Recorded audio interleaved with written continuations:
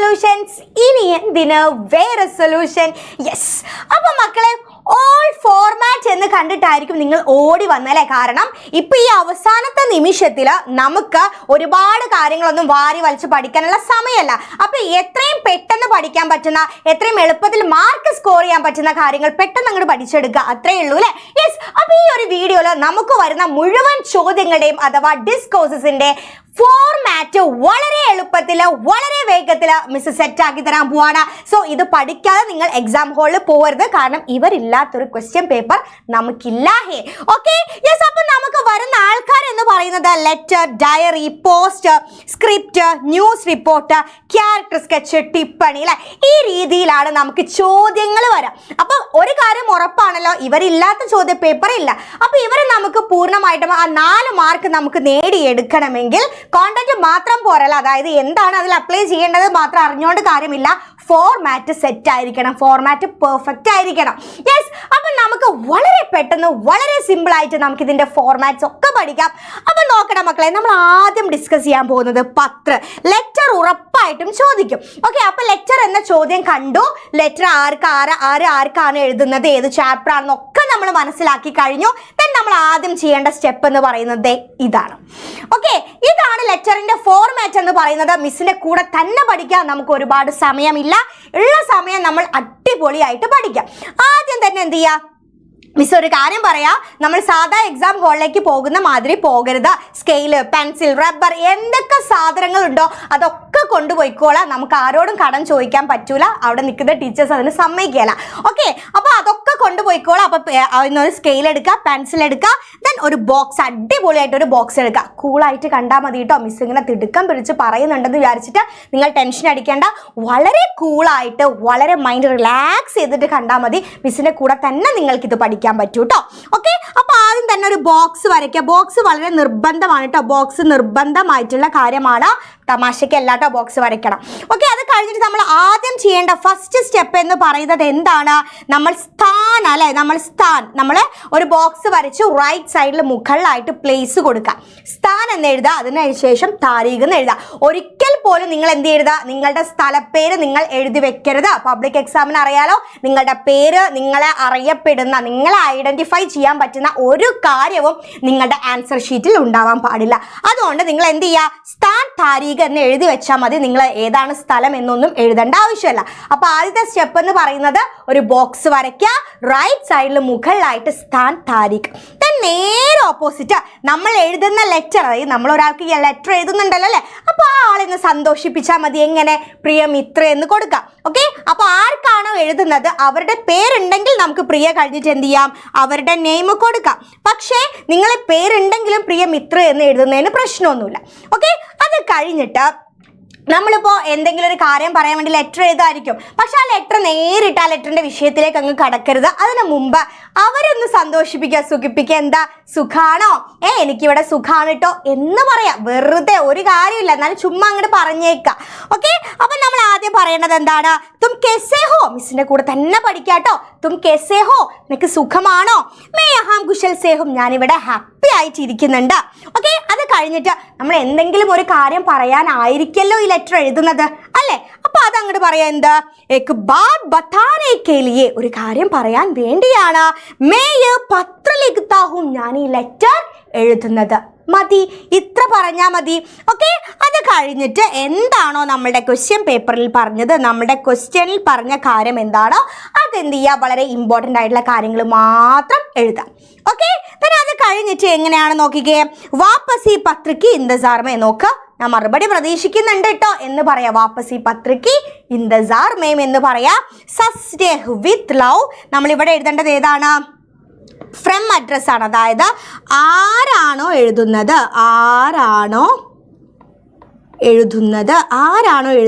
അവരുടെ പേരാണ് നമ്മൾ റൈറ്റ് സൈഡിൽ താഴെയായിട്ട് തുമാര മിത്ര നാം ഹസ്താക്ഷർ. ഒരിക്കലും നിങ്ങൾ എന്ത് ചെയ്യരുത്, നിങ്ങളുടെ സൈൻ ഒന്നും ഇട്ട് വെക്കരുത്, ഹസ്താക്ഷർ എന്ന് എഴുതിയാൽ മതി. നേരെ ഓപ്പോസിറ്റ് നമ്മൾ ലെറ്റർ ഒക്കെ എഴുതി സെറ്റാക്കി, ഫ്രം അഡ്രസ് ഒക്കെ എഴുതി സെറ്റാക്കി വെച്ചിട്ടുണ്ട്. പക്ഷെ ഇത് ആ വ്യക്തിയുടെ അടുത്ത് എത്തണമെങ്കിൽ ടു അഡ്രസ്സ് കൊടുക്കണ്ടേ. യെസ്, നേരെ ഓപ്പോസിറ്റ് ടു അഡ്രസ്സ്. അതായത് ആർക്കാണോ നമ്മൾ എഴുതുന്നത്, ആർക്കാണോ എഴുതുന്നത്. അതാണ് നമ്മൾ എവിടെ എഴുതേണ്ടത്? ലെഫ്റ്റ് സൈഡിൽ എഴുതേണ്ടത്. ഇതുപോലെ ഒരു കുഞ്ഞി ബോക്സ് ഉള്ളിൽ വരച്ചിട്ട് സേവാമേ നാം പഥ, പഥ എന്ന് പറഞ്ഞ അഡ്രസ്, ഇതാണ് നിങ്ങൾ എഴുതേണ്ടത്. അഡ്രസ് ഒന്നും എഴുതി വെക്കേണ്ട, അതുപോലെ എഴുതിയാൽ മതി. ഓക്കെ, അപ്പൊ അതൊരു ബോക്സ് വരച്ചു. നമ്മൾ എന്ത് ചെയ്തു? റൈറ്റ് സൈഡിൽ മുകളിലായിട്ട് സ്ഥാൻ താരീഖ് കൊടുത്തു. നേരെ ഓപ്പോസിറ്റ് ലെഫ്റ്റ് സൈഡിലായിട്ട് സല്യൂട്ടേഷൻ പ്രിയമിത്ര എന്ന് കൊടുത്തു. അതിനുശേഷം വെറുതെ ഒരു കാര്യമില്ലല്ലേ, തും കെസേ ഹോ മേ യഹാം കുശൽ സേ ഹും, നിനക്ക് സുഖാണോ? എനിക്ക് സുഖമാണ്. എക് ബാത് ബതാനെ കെ ലിയേ മേ യഹ് പത്ര ലിഖ്താ ഹൂം, ഒരു കാര്യം പറയാൻ വേണ്ടിയിട്ടാണ് ഞാൻ ഈ ലെറ്റർ എഴുതുന്നത്. ദെൻ വാപ്പസി പത്രക്ക് ഇന്റസാർ മേ സസ്നേഹ് എന്ന് കൊടുക്കുക, ഫ്രം അഡ്രസ് ടു അഡ്രസ്. ഇത്രയും കാര്യങ്ങൾ മാത്രം നമ്മൾ എന്ത് ചെയ്താൽ മതി? ഒരു ലെറ്ററിന്റെ കാര്യത്തിൽ ശ്രദ്ധിച്ചാൽ മതി. ഇതാണ് ലെറ്ററിന്റെ format. Okay, yes. Then next നോക്കടാ, ഡയറി അല്ലേ? നമുക്ക് ലെറ്റർ പോലെ ചോദിക്കുന്ന ഒരു ചോദ്യമാണ് ഡയറി. ഡയറിയിൽ നമ്മൾ ഒരുപാട് കാര്യങ്ങളൊന്നും നമ്മൾ ഓർത്ത് വെക്കേണ്ട കാര്യമില്ല. നമ്മൾ ആദ്യം ചോദ്യം വായിച്ചിട്ട് നമ്മൾ ഓക്കെ ഇത് ഡയറിയാന്ന് മനസ്സിലാക്കിയതിന് ശേഷം നമ്മൾ നേരത്തെ പറഞ്ഞതുപോലെ എന്ത് ചെയ്യുക? ഒരു ബോക്സ് വരയ്ക്കാം. ബോക്സ് നിർബന്ധമാണ് കേട്ടോ, ബോക്സ് നിർബന്ധമായിട്ടുള്ള കാര്യമാണ്. ബോക്സ് നിർബന്ധമാണ്, അത് വരയ്ക്കുക. അതിനുശേഷം എന്ത് ചെയ്യുക? താരീഖ് അല്ലെ, ഡേറ്റ് കൊടുക്കാം. ഡേറ്റ് നിങ്ങൾക്ക് അവിടെ എഴുതി വെക്കാം, അല്ലെങ്കിൽ താരീഖ് എന്ന് മെൻഷൻ ചെയ്യാം. ഇത്രയും കഴിഞ്ഞതിന് ശേഷം എൻ്റെ മക്കൾ ശ്രദ്ധിക്കേണ്ടത്, നിങ്ങൾക്ക് ഡയറി എഴുതാൻ തന്ന ചോദ്യം, ആ ഡയറി നമുക്ക് പല കാര്യങ്ങളും നമ്മൾ ഡയറിയിൽ എഴുതും അല്ലേ? സന്തോഷമുള്ള കാര്യമാവും, അതുപോലെ സങ്കടമുള്ള കാര്യമാവും. അപ്പൊ നിങ്ങൾ മനസ്സിലാക്കേണ്ടത്, സന്തോഷമുള്ള കാര്യമാണോ ഞാൻ ഡയറിയിൽ എഴുതാൻ പോകുന്നത്, അല്ലെങ്കിൽ സങ്കടമുള്ള കാര്യമാണോ ഞാൻ ഡയറിയിൽ എഴുതാൻ പോകുന്നത് എന്നുള്ള കാര്യം വ്യക്തമായിട്ട് മനസ്സിലാക്കാം. അപ്പൊ സന്തോഷാണെങ്കിൽ എൻ്റെ മക്കൾക്ക് എന്തെഴുതാം? ആജ് മേരെ ലിയേ ഖുഷി ദിൻ ഥാ, ഇന്ന് എന്നെ സംബന്ധിച്ച് സന്തോഷമുള്ള ദിവസമാണ്. ഹാപ്പി ആണെങ്കിൽ നിങ്ങൾക്ക് എന്തെഴുതാം? ഖുഷി എന്ന് എഴുതാം. ഇനിയിപ്പോ സങ്കടമാണെങ്കിൽ ഖുഷി എന്ന് ആരെങ്കിലും എഴുതോ? ഇല്ല. അപ്പൊ ആജ് മേരെ ലിയേ ദുഃഖി ദിൻ ഥാ, സാഡ് ആണെങ്കിൽ നിങ്ങൾക്ക് എന്തെഴുതാം? ദുഃഖി എന്ന് എഴുതാം. അപ്പൊ നിങ്ങൾ ആജ് മേരെ ലിയേ ഖുഷി ഓർ ദുഃഖി ദിൻ ഥാ ഇതുപോലെ എഴുതി വെക്കരുത്. സന്തോഷാണെങ്കിൽ ഖുഷി എന്നും സങ്കടമാണെങ്കിൽ ദുഃഖി എന്നും ഏത് ഡയറി ചോദിച്ചാലും നമുക്ക് എഴുതാലോ. യെസ്. അതിനുശേഷം ക്വസ്റ്റ്യൻ നല്ല രീതിയിൽ വായിച്ചിട്ട് എന്താണ് ആ ഡയറിയിൽ എഴുതേണ്ടതെന്ന് മനസ്സിലാക്കിയിട്ട്, അതൊക്കെ ഓൾറെഡി മിസ് തന്നിട്ടുണ്ട്, മിസ് തരുകയും ചെയ്യും കേട്ടോ. അതുകൊണ്ട് ആ കാര്യത്തിലൊന്നും ടെൻഷൻ അടിക്കേണ്ട. എന്താണ് ഇപ്പോൾ അവിടെ അപ്ലൈ ചെയ്യാന്ന് നിങ്ങൾ ആലോചിക്കേ വേണ്ട. അതൊക്കെ നമ്മൾ പഠിച്ചിട്ടുണ്ട്. പഠിച്ചിട്ടില്ലെങ്കിൽ മിസ് അതൊക്കെ തരും കേട്ടോ. ഓക്കെ, അതിനുശേഷം നമ്മൾ എങ്ങനെ ഈ ഡയറി അവസാനിപ്പിക്കുക? അതായത് കാര്യങ്ങൾ പറഞ്ഞിട്ട് പോവരുത്. ആ ഡയറിക്ക് ഒരു അവസാനം, ഒരു എൻഡ് വേണം അല്ലേ? അത് കൺക്ലൂഡ് ചെയ്യുന്നതിൻ്റെ ഒരു രീതിയുണ്ട്. അപ്പോൾ നമുക്കറിയാം, നമ്മുടെ ജീവിതത്തിൽ സന്തോഷം ഉണ്ടെങ്കിലും നമ്മൾ മറക്കില്ല, സങ്കടം ഉണ്ടെങ്കിലും നമ്മൾ മറക്കൂല അല്ലേ? അപ്പോൾ ആ രണ്ട് കാര്യങ്ങളും നമ്മൾ മറക്കാത്തതുകൊണ്ട് തന്നെ നമുക്ക് എന്ത് പറയാം? ആജ് കാ ദിൻ മേ കബി നഹി ഭൂലൂങ്ക, ഇന്നത്തെ ദിവസം ഞാൻ ഒരിക്കലും മറക്കില്ല. അപ്പൊ അത് എഴുതി അവസാനിപ്പിച്ചിട്ട് ഹസ്താക്ഷർ എന്ന് എഴുതി വെക്കാം. ഇത്ര മാത്രം ചെയ്താൽ മതി ഒരു ഡയറിയിൽ. എത്ര സിമ്പിൾ ആണല്ലേ? അപ്പോൾ ഒരുപാട് പേർക്ക് ഇപ്പോഴും ടെൻഷനാണ്, ഇങ്ങനത്തെ ചോദ്യങ്ങൾ വരുന്ന സമയത്ത് ഫോർമാറ്റ് തെറ്റുമെന്ന് പേടിയേണ്ടത്. ഇനി എൻ്റെ മക്കൾ അത് പറയരുത്. എൻ്റെ മക്കൾ ഒരിക്കലും എന്ത് ചെയ്യരുത്? ഇനി ഫോർമാറ്റ് അറിയില്ല എന്ന് പറയരുത്. നമ്മൾ മോഡൽ എക്സാം തകർക്കും, അതുപോലെ പബ്ലിക് എക്സാം പറയേണ്ട, നമ്മൾ സെറ്റാക്കും. ഓക്കെ, അപ്പൊ ഇതാണ് ഡയറിയുടെ ഫോർമാറ്റ് എന്ന് പറയുന്നത്. ഡയറിയും ലെറ്ററും ഒക്കെ ബോക്സ് നിർബന്ധമാണ് കേട്ടോ. ഓക്കെ, അടുത്തത് പോസ്റ്റർ ആണ് അല്ലെ? പോസ്റ്റർ എന്ന് പറയുന്നത് നമുക്ക് രണ്ട് രീതിയിലാണ് പോസ്റ്റർ ചോദിക്കാം. ഒന്ന്, ഒരു പ്രോഗ്രാം നടക്കുന്നുണ്ട് അത് അറിയിച്ചുകൊണ്ടുള്ള പോസ്റ്റർ ചോദിക്കും. രണ്ടാമതായിട്ട് എന്തെങ്കിലും ഒരു സബ്ജക്റ്റ് തന്നിട്ടില്ല, അതായത് ഇപ്പോൾ ജലമലിനീകരണമോ അല്ലെങ്കിൽ എന്താണ് അങ്ങനത്തെ എന്തെങ്കിലും, ഇപ്പോൾ യുദ്ധവുമായി ബന്ധപ്പെട്ട ഒരുപാട് ചാപ്റ്റേഴ്സ് നമുക്ക് പഠിക്കാനുണ്ട്. അപ്പോൾ യുദ്ധത്തിനെതിരായിട്ടുള്ള ഒരു പോസ്റ്റർ തയ്യാറാക്കുക. ഈ രീതിയിലുള്ള രണ്ട് പോസ്റ്ററാണ് നമുക്ക് ചോദിക്കാം. അപ്പം ഒരു സബ്ജക്റ്റ് തന്നിട്ടുള്ളതിൽ നമുക്ക് ഒരുപാട് കാര്യങ്ങൾ ശ്രദ്ധിക്കാനില്ല. മറിച്ച് ഒരു പ്രോഗ്രാമിൻ്റെ ഇൻവിറ്റേഷൻ ആണെങ്കിൽ, പ്രോഗ്രാമിന് ഇൻവൈറ്റ് ചെയ്തുകൊണ്ടുള്ള പോസ്റ്റർ ആണെങ്കിൽ ഡെഫിനറ്റ്ലി നമ്മൾ അതിൽ കുറച്ച് കാര്യങ്ങൾ ശ്രദ്ധിക്കണം. ഒന്നുമില്ല, ചോദ്യം വ്യക്തമായിട്ട് വായിക്കാം. ചോദ്യത്തിൽ നിന്ന് എന്ത് ചെയ്യാം? നമുക്ക് ആൻസർ എഴുതാം. ഈ ചോദ്യം എഴുതിയാൽ മാർക്ക് കിട്ടോ എന്ന് ചോദിക്കുന്ന ആൾക്കാർക്കുള്ള ഒരു ചോദ്യമാണ് പോസ്റ്റർ. ചോദ്യത്തിൽ തന്നിട്ടുണ്ടാവും, അതൊന്ന് എന്ത് ചെയ്യുക? ആ സ്റ്റെപ്പിനനുസരിച്ച് എഴുതിയാൽ മാത്രം മതി. ഓക്കെ, അപ്പോൾ ആദ്യം നമ്മൾ ചെയ്യേണ്ട നോക്കിക്കുക, കാര്യക്രമം. ചോദ്യം വായിക്കുന്നു, എന്താണ് കാര്യക്രമം? കാര്യക്രമം എന്ന് പറഞ്ഞാൽ എന്താണ്? പ്രോഗ്രാം. എന്താണ് പ്രോഗ്രാം എന്ന് മനസ്സിലാക്കുക. ചിലപ്പോൾ എന്തായിരിക്കും? ഫിലിം ഫെസ്റ്റിവൽ ആയിരിക്കും, ചിലപ്പോൾ എന്തായിരിക്കും? ഒരു സംഗോഷ്ഠി ആയിരിക്കും, അല്ലെങ്കിൽ എന്തായിരിക്കും? നമുക്കിപ്പോൾ ഗലീലിയോന്റെ ചാപ്റ്റർ ഒക്കെ ഉണ്ടല്ലേ, അപ്പൊ എന്താണ്? ഒരു എക്സിബിഷൻ ഒക്കെ നടക്കുന്നുണ്ട്, അങ്ങനെ എന്തെങ്കിലും പ്രോഗ്രാം ആയിരിക്കും. അപ്പൊ അതെന്താന്ന് വ്യക്തമായിട്ട് ചോദ്യത്തിലുണ്ടാവും. അതെന്ത് ചെയ്യുക, ഒന്ന് വലുതാക്കി എഴുതാം. അതിനുശേഷം വിഷയം, അതായത് സബ്ജക്റ്റ്. ഇപ്പോൾ ഒരു സയൻസ് എക്സിബിഷൻ നടക്കുന്നുണ്ടെങ്കിൽ, ഇപ്പോൾ ഗലീലിയോന്റെ ചാപ്റ്റർ എന്നാണെങ്കിൽ ഗലീലിയോ ദിവസമായിരിക്കും. ഇനിയിപ്പോൾ ഒരു സെമിനാർ നടക്കുന്നുണ്ടെങ്കിൽ അതിനൊരു സബ്ജക്റ്റ് ഉണ്ടാവും. ഒരു ഫിലിം ഫെസ്റ്റിവൽ നടക്കുന്നുണ്ടെങ്കിൽ ഏതെങ്കിലും ഒരു ഫിലിം അവിടെ കാണിക്കുന്നുണ്ടാവും. അതാണ് നമ്മൾ എഴുതേണ്ടത്. ഇതാണ് പ്രോഗ്രാമും സബ്ജക്റ്റും തമ്മിലുള്ള വ്യത്യാസം. എന്താണ് ഈ പ്രോഗ്രാം, എന്താണ് ഈ സബ്ജക്റ്റ് എന്ന് ഇനി ഡൗട്ട് ഉണ്ടാവരുത്. പ്രോഗ്രാം എന്ന് പറയുന്നത് എന്താവാം, അവിടെ നടക്കുന്ന സെമിനാർ ആവാം, ഫിലിം ഫെസ്റ്റിവൽ ആവാം, അതുപോലെ എക്സിബിഷൻ ആവാം, എന്തുമാവാം. അപ്പൊ എന്തുമായി ബന്ധപ്പെട്ടിട്ടാണ് അവിടെ ആ പ്രോഗ്രാം നടക്കുന്നത്, അതാണ് സബ്ജക്റ്റ്. ഇനി ആ സബ്ജക്റ്റിന്റെയും പ്രോഗ്രാമിന്റെയും കാര്യത്തിൽ എൻ്റെ മക്കൾക്ക് ഡൗട്ട് ഉണ്ടാവരുത്. എഴുതിയല്ലോ, സെറ്റാണല്ലോ, ചോദ്യത്തിലുണ്ടല്ലോ. അടുത്ത നമ്മൾ എഴുതേണ്ടത് എന്താണ്, താരീഖാണ്, അതായത് ഡേറ്റ് ആണ്. ചിലപ്പോൾ എന്തായിരിക്കും, ഗലീലിയോ ദിവസമൊക്കെ ആണെങ്കിൽ ആ ഡേറ്റ് ഉണ്ടാവും. ചിലപ്പോൾ എന്തെങ്കിലും ഹിന്ദി ദിവസമാണെങ്കിൽ ആ ഡേറ്റ് തന്നിട്ടുണ്ടാവും. അപ്പോൾ ഡേറ്റ് തന്നിട്ടുണ്ടെങ്കിൽ എൻ്റെ മക്കൾക്ക് ആ ഡേറ്റ് എടുത്ത് എഴുതാം. ഇല്ലെങ്കിൽ നിങ്ങൾക്ക് ഇഷ്ടമുള്ള ഒരു ഡേറ്റ് എഴുതാം. ഓക്കെ, അതിനുശേഷം നമ്മൾ ചെയ്യേണ്ടത് ടൈമാണ്, സമയമാണ്. സമയം നിങ്ങൾക്ക് ഇഷ്ടമുള്ളത് കൊടുക്കാം. അപ്പം ഞാനിവിടെ എഴുതി തരാം, നോക്കിക്കോ. നിങ്ങൾ എന്ത് കൊടുത്താൽ മതി, നിങ്ങൾ നടത്തുന്ന പ്രോഗ്രാം ഒക്കെ രാവിലെയാണ്. ഓക്കെ, സുബഹ് 10 ബജെ എന്ന് നമുക്ക് കൊടുക്കാം. സുബഹ് 10 ബജെ. ഏത് പോസ്റ്റർ ചോദിച്ചാലും ഏത് പ്രോഗ്രാം ആയാലും ഞാൻ 10 മണിക്കേ നടത്തുള്ളൂ. ഓക്കെ, അപ്പൊ ആ സമയം അങ്ങയുടെ മനസ്സിൽ ഫിക്സ് ചെയ്യാം. ഓക്കെ, അതിനുശേഷം സ്ഥാൻ. അപ്പൊ ക്വസ്റ്റ്യനിൽ വളരെ ക്ലിയർ ആയിട്ട് തന്നിട്ടുണ്ടാവും, നിങ്ങളെ സ്കൂളിൽ ഇങ്ങനെ ഒരു പരിപാടി നടത്താൻ ഉദ്ദേശിച്ചിരിക്കുന്നു, അതിന്റെ പോസ്റ്റർ തയ്യാറാക്കുക. അപ്പൊ അത് എവിടെ നിന്നായിരിക്കും നടക്കുക, സ്കൂളിൽ നിന്നാണ്. അപ്പൊ പ്ലേസ് എന്താണ്, സ്കൂളാണ് കേട്ടോ. പ്ലേസ് എന്താണ്, സ്കൂളാണ്. അപ്പൊ അതെങ്ങനെ എഴുതാം, സ്കൂൾ സഭാഭവൻ എന്ന് എഴുതാം. സ്കൂൾ സഭാ ഭവൻ. ഓക്കെ, അപ്പൊ ഇതാണ് ഒരു പോസ്റ്റർ എന്ന് പറയുന്നത്. 4 മാർക്ക് ചോദ്യത്തിൽ നിന്ന് തന്നെ എൻ്റെ മക്കൾക്ക് കിട്ടി. ഇതിൽ നിങ്ങൾ ബൈഹാർട്ടായി പഠിക്കേണ്ടത് ഈ സ്കൂൾ സഭാഭവനും അതുപോലെ ഈ ടൈമും മാത്രമാണ്. ബാക്കിയെല്ലാം ചോദ്യത്തിലുണ്ടാവും. ഓക്കെ, അപ്പൊ ഇനി പോസ്റ്റർ 2 രീതിയിൽ ചോദിക്കും. ഏത് രീതിയിൽ ചോദിച്ചാലും നമുക്കൊരു പ്രോബ്ലം ഇല്ല. Okay, yes. അടുത്ത നോക്ക് പഠ്കഥ. ഇത് കാണുന്ന സമയത്ത് ചില ആൾക്കാർക്ക് ഒരു വിറയൽ വരാനുണ്ട് അല്ലേ? പക്ഷെ വളരെ സിമ്പിൾ ആയിട്ട് നമുക്ക് ചെയ്യാൻ പറ്റുന്ന ഒരു ചോദ്യമാണ് പഠ്കഥ. പഠ്കഥയിൽ കുറച്ച് സ്റ്റെപ്പുകൾ നമ്മൾ ശ്രദ്ധിക്കണം എന്നേ ഉള്ളൂ. അതും നമുക്ക് ചോദ്യത്തിൽ നിന്ന് തന്നെ കിട്ടും. ഓക്കെ, അപ്പൊ പഠ്കഥ നോക്കണം. പഠ്കഥയിൽ നമ്മൾ ആദ്യം ശ്രദ്ധിക്കേണ്ടത് ദൃശ്യം അല്ലേ? ദൃശ്യം എന്ന് പറഞ്ഞാൽ സീൻ. അപ്പം നമുക്ക് ഇഷ്ടമുള്ള നമ്പർ എഴുതാം കേട്ടോ. 1, 2 നിങ്ങൾക്ക് ഇഷ്ടമുള്ള നമ്പർ എഴുതാം. ഓക്കെ, അതിനുശേഷം സ്ഥാനാണ്. സ്ഥാൻ എന്ന് പറഞ്ഞാൽ പ്ലേസ് അല്ലേ? ഈ പ്ലേസ് എഴുതുന്ന സമയത്ത് നിങ്ങൾ ശ്രദ്ധിക്കേണ്ടത്, നമുക്ക് നമ്മുടെ ചാപ്റ്ററിൽ ഒരുപാട് സിറ്റുവേഷൻസ് ഉണ്ടാവും അല്ലേ?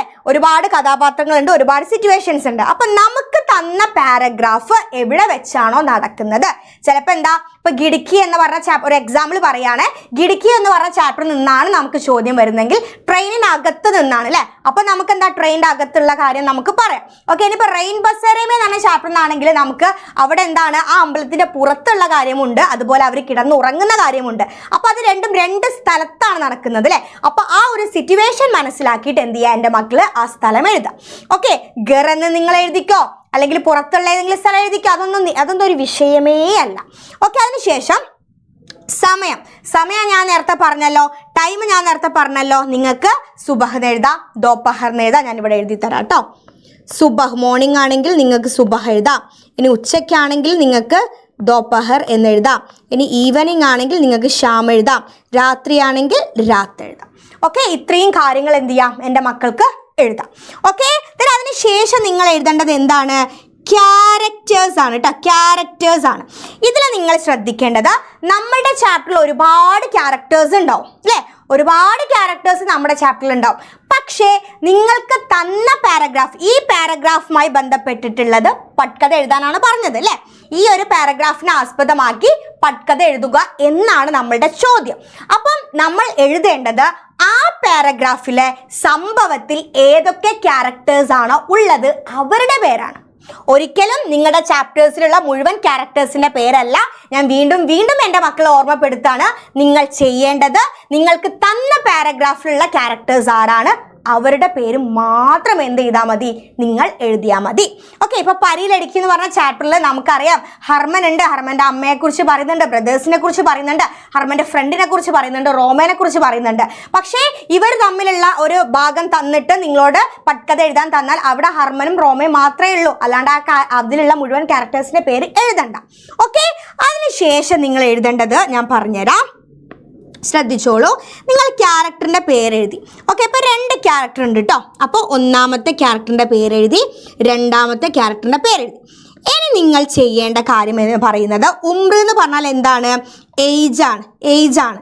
വേഷ്ഭൂഷ എന്ന് പറഞ്ഞാൽ എന്താണ്, ഡ്രസ്സിങ് ആണ്. ഓക്കെ, അപ്പോൾ ഇത് സെപ്പറേറ്റ് ആയിട്ട് എഴുതണ്ട. ക്യാരക്ടറിൻ്റെ പേരെഴുതിയിട്ട് എന്ത് ചെയ്യുക, ഒരു ബ്രാക്കറ്റ് ഇടാം. അത് കഴിഞ്ഞിട്ട് എന്ത് ചെയ്യാം, അതിനുശേഷം അവൻ്റെ വയസ്സ് എഴുതാം. ഏകദേശം എന്താ ഒരു അതിൽ പറയുന്നുണ്ടല്ലേ 11 വയസ്സ് എന്നൊക്കെ പറയുന്നുണ്ടല്ലേ, 11 സാൽ എന്നൊക്കെ പറയുന്നുണ്ട്. അപ്പോൾ ആ വയസ്സൊന്ന് എഴുതാം. then എന്ത് ചെയ്യുക, എന്താണ് ഡ്രസ്സ് എന്നുള്ളത് നമുക്ക് കൊടുക്കാം. എന്തെങ്കിലും ഡ്രസ്സ് കൊടുത്താൽ മതി, ഒരു കുർത്ത ഇട്ടെന്നോ എന്തെങ്കിലും ധോത്തി ഇട്ടെന്നോ എന്തെങ്കിലും ഒരു എന്ത് ചെയ്യുക, ഡ്രസ്സ് എഴുതാം. ഓക്കെ, അതുപോലെ തന്നെ രണ്ടാമത്തത് ഇപ്പോൾ റോമയാണെങ്കിൽ റോമേൻ്റെ പേര് എഴുതി നമ്മൾ ഏകദേശം വയസ്സ് കൊടുക്കുന്നു. അതിനുശേഷം എന്ത് ചെയ്യുക, അതുപോലെ ഡ്രസ്സിങ് എന്തെങ്കിലുമൊക്കെ, അവളെന്താണ് സാരിയോ ചുരിദാറോ എന്തെങ്കിലും ഒരു ഡ്രസ്സ് അത് അവിടെ എഴുതി കൊടുക്കുക. അത്രയുമാണ് ചെയ്യേണ്ടത്.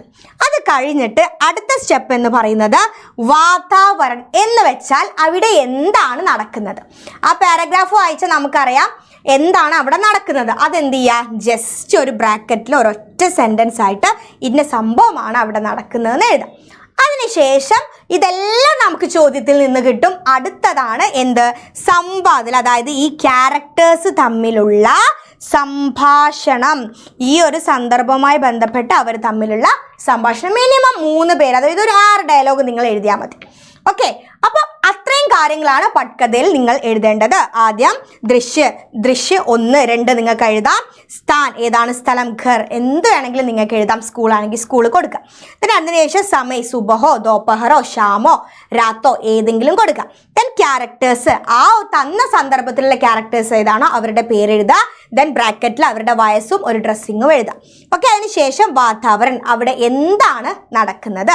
അത് കഴിഞ്ഞിട്ട് സംവാദ, ആ ക്യാരക്ടേഴ്സ് തമ്മിലുള്ള കോൺവെർസേഷൻ. ഇത്രയും കാര്യമാണ് നിങ്ങൾ എന്ത് ചെയ്യേണ്ടത്, ഒരു പട്കഥയിൽ നിങ്ങൾ ശ്രദ്ധിക്കേണ്ടത്. Okay, yes. ദെൻ അടുത്തത് റപ്പട്ട് എന്ന് പറഞ്ഞാൽ എന്താണ്, ന്യൂസ് റിപ്പോർട്ടാണ്. നമുക്ക് ചോദ്യം വരും, ന്യൂസ് റിപ്പോർട്ട് വരാനുള്ള ഒരുപാട് ചാപ്റ്റേഴ്സ് ഉണ്ട്. ഇത് വലിയ നിങ്ങൾ ഒരുപാട് ടെൻഷൻ കൊടുക്കേണ്ട ഒരു മേഖലയേ അല്ല, സിമ്പിളാണ്. നോക്കിക്കോ, നിങ്ങൾ ആദ്യം ചെയ്യേണ്ട കാര്യം എന്താണ്, ആദ്യം എന്ത് ചെയ്യുക, ഒരു ബോക്സ് വരച്ചിട്ട് നിങ്ങളുടെ പത്രവാർത്ത എന്താണ്, നിങ്ങൾക്ക് തന്നിട്ടുള്ള ആ ഒരു ന്യൂസ് എന്താണെന്നുള്ളത് ആദ്യം നിങ്ങൾ ശ്രദ്ധിക്കാം. ന്യൂസ് റിപ്പോർട്ട് തരുന്ന സമയത്ത് ആ വിഷയം എന്താണ്, ഓക്കെ ഇന്നതാണ് വിഷയം. ആ വിഷയവുമായി ബന്ധപ്പെട്ടിട്ടുള്ള ഒരു ഹെഡിങ് നിങ്ങൾ കൊടുക്കുക, ഒരു തലക്കെട്ട് കൊടുക്കുക. നമുക്കറിയാം, നമ്മൾ പത്രം വായിക്കുന്ന സമയത്ത് നമ്മൾ ആ പത്രത്തിലുള്ള A to Z കാര്യങ്ങൾ നമ്മൾ വായിക്കാറില്ല.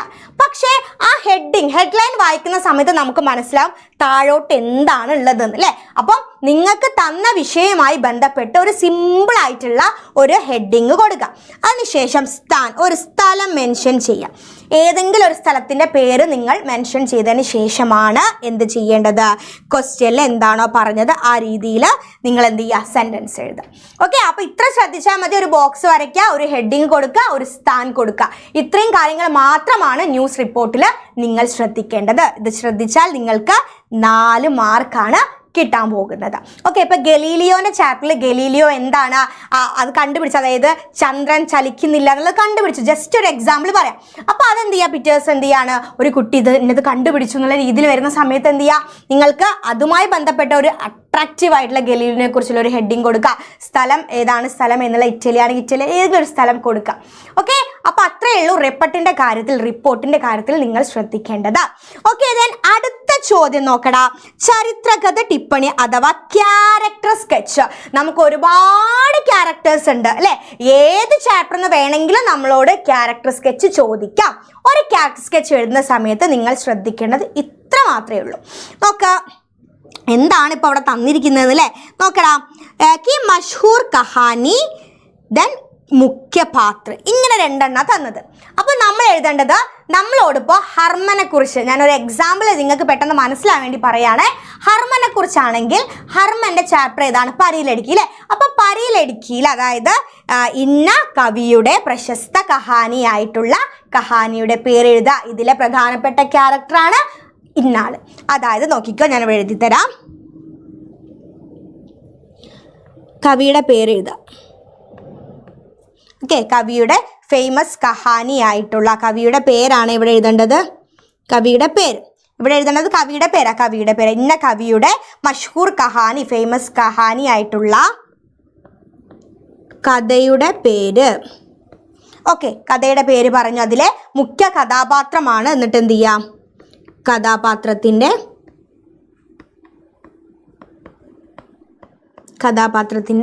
പേര്. ഓക്കെ, അപ്പോൾ എന്താ പറയുന്നത് നോക്കണം. ഇന്ന കവിയുടെ ഫേമസ് കഹാനി ആയിട്ടുള്ള കഹാനിയുടെ പേര് എഴുതുക. ഇതിലെ പ്രധാനപ്പെട്ട ക്യാരക്ടറാണ്. നമുക്ക് ആരുടെ ക്യാരക്ടർ സ്കെച്ചാണ് എഴുതാൻ തന്നത്? അവരുടെ പേര്. ഇത്രയും കാര്യം മാത്രം നമ്മൾ എന്ത് ചെയ്താൽ മതി? ഒരു ക്യാരക്ടർ സ്കെച്ച് തുടങ്ങുമ്പോൾ നമ്മൾ ശ്രദ്ധിക്കുക. അതിനുശേഷം എന്താണ് ക്വസ്റ്റ്യനിൽ പറഞ്ഞത് എന്നുള്ള കാര്യം മാത്രം എന്ത് ചെയ്യുക? എഴുതുക. ഓക്കെ, അപ്പോൾ ഇന്ന കവിയുടെ ഫേമസ് കഹാനി ആയിട്ടുള്ള പരിയിലടുക്കിയിലെ പ്രധാനപ്പെട്ട ക്യാരക്ടറാണ് ആര്? നമ്മളുടെ ഹർമൻ എന്നുള്ള രീതിയിൽ എഴുതുക. സെറ്റ് അല്ലേടാ? റെഡി അല്ലേ? യെസ്. അപ്പോൾ ഇത്രയും കാര്യങ്ങൾ മാത്രം നിങ്ങൾ ക്യാരക്ടർ സ്കെച്ചിൽ ശ്രദ്ധിച്ചാൽ മതി. ഓക്കെ, ദെൻ അവസാനമായിട്ട് നമ്മൾ പഠിക്കേണ്ടത്, ഉറപ്പായിട്ട് നമുക്ക് ഒരുപാട് കവിതകൾ പഠിക്കാനുണ്ട്. എന്ത് ചോദിക്കും? കവിത പെർ ടിപ്പണി ചോദിക്കും. അല്ലെങ്കിൽ എന്താണ്, സാധാ എന്തെങ്കിലും ഒരു സബ്ജക്റ്റ് തന്നിട്ട് അതുമായി ബന്ധപ്പെട്ട ടിപ്പണി തരും. അപ്പോൾ കവിതയുടെ ആശയം അഥവാ ടിപ്പണി, ടിപ്പണി കാണുന്ന സമയത്ത് നിങ്ങൾക്കൊരു ഡൗട്ട് വേണ്ട, ചിലപ്പോൾ ആശയം കൂടി നിങ്ങളൊന്ന് ഓർത്ത് വയ്ക്കാം. ഓക്കെ, അപ്പോൾ അതിൽ നമ്മൾ ശ്രദ്ധിക്കേണ്ടത് എന്താണ്? ആദ്യം നമ്മൾ എഴുതേണ്ടത് ഒരു ഹെഡിങ്. നിങ്ങൾ ആ കവിതയുടെ പേര് തന്നെ കൊടുത്തോളൂ. കവിതയുടെ പേര് തന്നെ കൊടുത്തോളൂ, ഒരു പ്രശ്നമില്ല കേട്ടോ. ഇപ്പോൾ നമ്മൾ എന്താ പൈതൽ ചലത്താ ഹുവ ആദ്മി, അതായിരിക്കില്ല കൂടുതൽ ചാൻസ് ഉള്ളത്. അപ്പോൾ ആ ചാപ്റ്റർ നമ്മൾ എടുത്തു. ഓക്കെ, അപ്പോൾ എന്ത് ചെയ്യുക? അതിൻ്റെ പേര് തന്നെ നിങ്ങൾ കൊടുത്തോളൂ, പ്രശ്നമില്ല. അതിനുശേഷം കവി ക പരിചയം, അതായത് ഇന്ന കവിയുടെ എന്ന് പറഞ്ഞിട്ടാണ് നമ്മൾ തുടങ്ങുക. കവിയുടെ പേരും കവിതയുടെ പേരും പറഞ്ഞിട്ടാണ് നമ്മൾ പോവുക. അപ്പോൾ നമ്മൾ ആദ്യം ചെയ്യേണ്ടത് എന്താണ്? കവിയുടെ പേര് കൊടുക്കുക. ഹിന്ദിയിലെ പ്രസിദ്ധ കവി എന്നുള്ള രീതിയിൽ നമുക്ക് കൊടുക്കാം. അതിനുശേഷം എന്താണ്? കവിതയുടെ പേര്. അത് കഴിഞ്ഞിട്ട് പങ്ക്തിയോങ്ക വിശേഷത, അതായത് വരികൾ. ഓക്കെ, വരികളുടെ ആ ഒരു പ്രത്യേകത അല്ലെങ്കിൽ അർത്ഥം. ഓക്കെ, അതാണ് നമ്മൾ എഴുതേണ്ടത്. അതിനുശേഷം കവിതാക്ക സന്ദേശിൽ, ആ കവിതയിൽ എന്തുണ്ടാവും? കവിതയിൽ നമുക്കൊരു സന്ദേശം തരുന്നുണ്ടാവും അല്ലെ? എന്താണ് കവി ഉദ്ദേശിച്ചത്? അതിലൊരു മെസ്സേജ് അല്ലേ? അപ്പോൾ അതെങ്ങനെ പറയാം? കവി ഉദ്ദേശിച്ചത് അല്ലെങ്കിൽ അതിൻ്റെ ഒരു മെസ്സേജ്, ഉദ്ദേശം അല്ലെങ്കിൽ എന്താണ്? സന്ദേശം. ഓക്കെ, അപ്പോൾ അതാണ് എന്ത് എഴുതേണ്ടത്? നമ്മൾ എഴുതേണ്ടത്. ഇത്രയും കാര്യമാണ് നമ്മൾ എഴുതേണ്ടത്. മനസ്സിലായില്ലേ? അപ്പോൾ ഇതാണ് നമ്മൾ എന്ത് എഴുതേണ്ടത്? ഒരു കവിതയുടെ കവിതയുടെ ടിപ്പണിയിൽ നമ്മൾ എഴുതേണ്ടത്, കവിതയുടെ ആശയത്തിൽ നമ്മൾ എഴുതേണ്ടത്. അപ്പോൾ ഇത്രയും കാര്യങ്ങളാണ് നമ്മൾ എന്ത് ചെയ്യേണ്ടത്? ഫോർമാറ്റിൻ്റെ കാര്യത്തിൽ ശ്രദ്ധിക്കേണ്ടത്. Yes, then thank you so much. നിങ്ങൾ ഈ ഒരു വീഡിയോ കണ്ടതിന് നിങ്ങൾക്ക് വളരെ ഹെൽപ്ഫുൾ ആയിരിക്കും. കാരണം നമുക്ക് ഇനി ഒരുപാട് സമയമില്ല, ഉള്ള സമയം നമ്മൾ അടിപൊളിയായിട്ട് പഠിക്കുക എന്നുള്ളതേ ഉള്ളൂ. ഓക്കെ, അപ്പം നമ്മൾ മുഴുവൻ നമുക്ക് വരുന്ന ചോദ്യങ്ങളുടെ എല്ലാ ഫോർമാറ്റും മിസ് തന്നിട്ടുണ്ട്, വളരെ ഡീറ്റെയിൽ ആയിട്ട് ഡിസ്കസ് ചെയ്തിട്ടുണ്ട്. അപ്പോൾ എന്ത് ചെയ്യുക? എല്ലാവരും ഇത് കാണാം, മാക്സിമം ഫ്രണ്ട്സിന് ഷെയർ ചെയ്ത് കൊടുക്കുക. ഓക്കെ, അപ്പോൾ ഇതുപോലത്തെ വീഡിയോസൊക്കെ നിങ്ങൾക്ക് വേണ്ട. അപ്പോൾ നിങ്ങൾ ഈ ചാനൽ ഒന്ന് സബ്സ്ക്രൈബ് ചെയ്യുക, മാക്സിമം ഫ്രണ്ട്സിന് ഷെയർ ചെയ്യുക, ലൈക്ക് ചെയ്യുക, കമൻറ്റ് ചെയ്യുക. അപ്പോൾ ഇതുപോലത്തെ ഒരു ഹെൽപ്ഫുൾ വീഡിയോ ആയിട്ട് നമുക്ക് വീണ്ടും കാണാം. അപ്പോൾ ടാറ്റാ.